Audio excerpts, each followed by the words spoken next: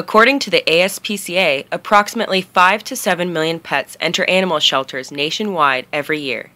And each spring, these abandonment rates only continue to get worse.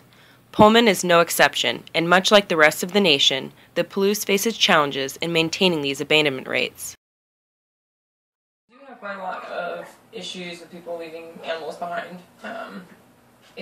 Most of the time it's cats, it seems like, and it's always usually springtime with like stuff like that. I think the biggest issue is a lot of the places around here aren't pet friendly, so when people are moving around, they find places they can afford, but they can't bring their pet, so they either, if we can't take them, they just leave them out somewhere and we end up with them anyways.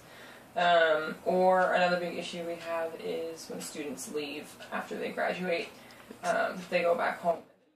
Currently, the Whitman County Humane Society is only able to hold 10 dogs and less than a dozen full-grown cats in their facilities.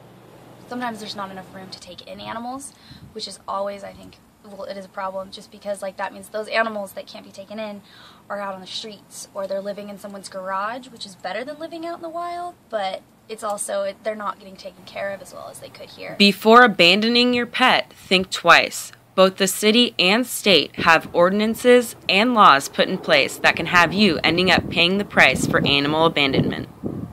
So the city of Pullman, we have an ordinance that is pretty broad, and it stipulates that abandonment is anytime that you leave an animal on the property of another.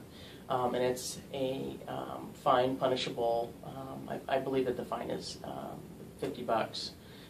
And that would include if your animal gets picked up and taken to the shelter and the shelter contacts you and you don't retrieve your animal, that's considered abandonment. And so then the shelter contacts us to issue an infraction under the Pullman City Code.